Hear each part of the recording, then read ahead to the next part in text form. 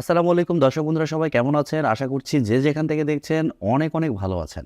দর্শক বন্ধুরা, বাংলাদেশ থেকে আপনারা যারা Realme 11 সিরিজের জন্য ওয়েট করছিলেন তাদের জন্য সুখবর। Realme 11 Pro Plus এই ফোনটি এখন দেশের বাজারে পাওয়া যাচ্ছে। তবে কোথায় এবং কেমন প্রাইস পয়েন্টে পাওয়া যাচ্ছে এই বিষয়ে পরে কথা বলছি। আগে এই ফোনটির হাইলাইটেড পয়েন্ট নিয়ে কথা বলি। এই ফোনে থাকছে Mediatek Dimensity 7050 লেটেস্ট চিপসেট। পাশাপাশি থাকছে 200 মেগাপিক্সেলের OIS যুক্ত ক্যামেরা এবং আরও থাকছে অ্যামোলেডের একটি ডিসপ্লে। সো সব কিছু মিলে এই ফোনটি কেমন হবে আর ফোনটি বাংলাদেশের মার্কেটে কোথায় এবং কেমন প্রাইস পয়েন্টে পাওয়া যাচ্ছে এই সবগুলো বিষয় নিয়ে আজকের ভিডিওতে কথা বলবো। আর ভিডিওটি ভালো লাগলে ভিডিওতে একটি লাইক দিবেন এবং ভিডিওটি বন্ধুদের সাথে শেয়ার করবেন।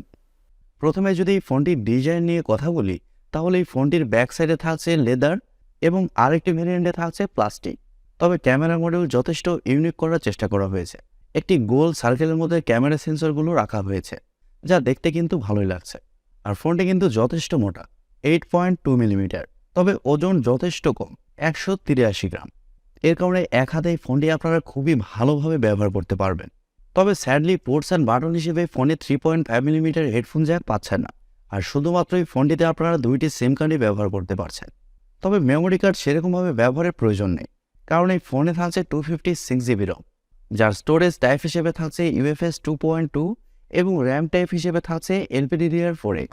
আর ফোনটি আপনারা মার্কেটে 3টি কালারে অ্যাভেলেবেল পাবেন, ব্ল্যাক, গ্রিন এবং গোল্ড। আর ফোনটি বাংলাদেশের মার্কেটে আনঅফিসিয়ালি পাওয়া যাচ্ছে। বসুন্ধরা সিটির লেভেল 5-এ গ্যাজেট কিং বিডিতে এই ফোনটি আনঅফিসিয়ালি পাওয়া যাচ্ছে। আর তারা 8GB র্যাম 256GB রমের প্রাইস রেখেছে 39,999 টাকা বা 40,000 টাকা। তবে এই ফোনটি অন্যান্য শপে কিন্তু আরও অনেক বেশিতে পাওয়া যাচ্ছে, 42 থেকে 43,000 টাকায়। বাট গ্যাজেট কিং বিডি এই ফোনটি খুবই অ্যাগ্রেসিভ প্রাইস পয়েন্টে প্রোভাইড করছে। সো আপনারা যারা এই ফোনটি নিতে চান গ্যাজেট কিং বিডিতে যোগাযোগ করতে পারেন। ডিসক্রিপশন বক্সে তাদের যাবতীয় ইনফরমেশন দেওয়া থাকছে। ডিসপ্লে নিয়ে কথা বলতে গেলে এই ফোনে থাকছে 6.7 ইঞ্চির অ্যামোলেড প্যানেল, যেখানে থাকছে 1 বিলিয়ন কালার সাপোর্ট এবং আরও থাকছে HDR10% সাপোর্ট। আর আরেকটি ভালো ব্যাপার হচ্ছে ফোনে থাকছে ইন ডিসপ্লে ফিঙ্গারপ্রিন্ট সেন্সর, যা যথেষ্ট ফাস্ট এবং অ্যাকুরেট। এই ডিসপ্লেটি হচ্ছে ফুল এইচডি প্লাসের একটি ডিসপ্লে, যার রেজুলেশন হিসেবে থাকছে 1080x2412 পিক্সেল এবং আরও থাকছে 394 ppi ডেন্সিটি। আর মজার ব্যাপার হচ্ছে এই ডিসপ্লেতে ব্যবহার করা হয়েছে 120 হার্টজের রিফ্রেশ রেট। এর কারণে ডিসপ্লে টাচ রেসপন্স খুবই ভালো হবে এবং আরও থাকছে 950 নিটস পিক ব্রাইটনেস। সব বুঝতেই পারছেন ডিসপ্লেটা যথেষ্ট ব্রাইট হবে। ডে লাইট কন্ডিশনের ডিসপ্লেতে ব্রাইটনেসের ঘাটতি ফিল করবেন না। আর অ্যামোলেড প্যানেল হওয়ার কারণে ডিসপ্লেতে যে কোনো কন্টেন্ট প্লে করলে শার্পনেসের ঘাটতিও ফিল করবে না। ডিসপ্লের কালার কোয়ালিটি খুবই ভালো হবে। ফোনটির সফটওয়্যার এবং পারফরমেন্স নিয়ে যদি আমরা কথা বলি, তাহলে এই ফোনে থাকছে অ্যান্ড্রয়েড 13, যার ব্যাকএন্ডে থাকছে Realme UI 4.0। আর রিয়েলমির ইউআইয়ের অপটিমাইজেশন কিন্তু মোটামুটি ভালোই। তবে এই ফোনে থাকছে একেবারে একটি নতুন চিপসেট, যা Mediatek Dimensity 7050 চিপসেট।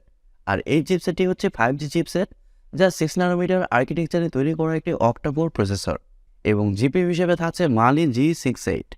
দর্শক বন্ধুরা, Dimensity 7050-কে আপনারা Dimensity 1080-র সাথে কম্পেয়ার করতে পারেন। বলতে পারেন 1080 ছোট ভাই এটি, যার পারফরমেন্স মোটামুটি ভালোই। আর চিপসেটটি ব্যবহার করার কারণে যে কোনো হাই লেভেলের গেমস মিডিয়াম সেটিংসে আপনারা ভালোভাবে খেলতে পারবেন। পাবজির মতো গেমসগুলো আপনারা 60 FPS-এ ইজিলি প্লে করতে পারবেন। আর এছাড়াও মাল্টিটাস্কিং সহ অন্যান্য কাজও খুব ভালোভাবে করতে পারছেন। তবে আবারও বলছি, এই ফোনে আপনারা মাইক্রো SD কার্ড ব্যবহারের সুযোগ সুবিধা পাচ্ছেন না। ক্যামেরা সেশন নিয়ে কথা বলতে গেলে ফোনটির ব্যাক সাইডে থাকছে 3টি ক্যামেরা, যার মেইন সেন্সর হিসেবে থাকছে 200 মেগাপিক্সেলের একটি ওয়াইড সেন্সর, যা f1.7 অ্যাপারচার। আর এই সেন্সরে আপনারা OIS পেয়ে যাচ্ছেন।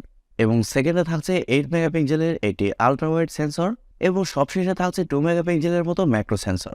আর ব্যাক ক্যামেরাতে আপনারা সর্বোচ্চ 4K-তে 30 FPS-এ শ্যুট করতে পারছেন, পাশাপাশি 1080p-তে 480 FPS পর্যন্ত শ্যুট করতে পারছেন এবং OIS-এর পাশাপাশি এখানে জাইরো EIS-ও পেয়ে যাচ্ছেন। আর সেলফি ক্যামেরা হিসেবে এই ফোনে থাকছে 32 মেগাপিক্সেলের সেলফি ক্যামেরা। তবে সেলফি ক্যামেরা দিয়ে শুধুমাত্র 1080p-তেই শ্যুট করতে পারছেন, এখানে কিন্তু আবার 4K-র অপশনটা থাকছে না। আর ফটো কোয়ালিটির কথা বলতে গেলে এই ফোনটির ব্যাক ক্যামেরার মেইন সেন্সরের ফটো কোয়ালিটি নাকি ভালোই হবে। এবার আসলে আমাদের দেখার পালা, ইন্ডিয়া সহ বাংলাদেশের ওয়েদারে এই ফোনটির ফটো কোয়ালিটি এবং ভিডিও কোয়ালিটি কতটা বেটার হয়। ফোনটির আরেকটি ভালো ব্যাপার হচ্ছে এই ফোনে থাকছে স্টেরিও স্পিকার সিস্টেম। এর কারণে ফোনটির অডিও কোয়ালিটিও ভালো হবে। ফোনটির ব্যাটারি এবং চার্জার নিয়ে কথা বলতে গেলে ফোনে থাকছে 5000 mAh-এর একটি ব্যাটারি এবং চার্জার হিসেবে থাকছে 100 ওয়াটের একটি চার্জার। রিয়েলমির প্রথম একটি ফোন যেখানে 100 ওয়াটের চার্জার থাকছে। আর এর কারণে এই ফোনটি খুব দ্রুতই ফুল চার্জ হবে। আর ফোনটির চিপসেট যেহেতু পাওয়ার এফিসিয়েন্ট, এর কারণে ব্যাটারি ব্যাকআপ ওই ফোনটিতে খুবই ভালো পাবেন। নর্মাল ইউজে এই ফোনটি আপনার 1.5 থেকে 2 দিন খুব ভালোভাবে চালাতে পারবেন। তবে আপনি যদি হেভি ইউজার হন, সেক্ষেত্রে এই ফোনটি আপনাকে 1 দিনের কাছাকাছি ব্যাটারি ব্যাকআপ দেবে। দর্শক বন্ধুরা, প্রথমে বলেছি ফোনটি দেশের বাজারে 40,000 টাকাতেই পাওয়া যাচ্ছে গ্যাজেট কিমিনিতে। আর ফোনটির সব কিছুই থাকছে top notch, design, display, camera, performance সব কিছুই ভালো থাকছে। সো আমার মনে হয় আপনারা যারা এরকম প্রাইস পয়েন্টে রিয়েলমির একটি প্রিমিয়াম ক্যাটাগরি ফোন নিতে চান, তারা এই ফোনটি নিতে পারেন। সেক্ষেত্রে আপনারা যোগাযোগ করুন গ্যাজেট কিং বিডিতে। ডিসক্রিপশন বক্সে যাবতীয় ইনফরমেশন দেওয়া থাকছে।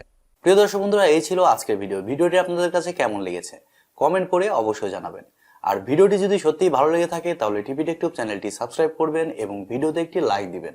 সো আজকের মতো এই পর্যন্তই, দেখা হবে পরবর্তী কোনো নতুন ভিডিওতে। সবাই অনেক অনেক ভালো থাকবেন এবং সুস্থ থাকবেন। খোদা হাফেজ, টাটা।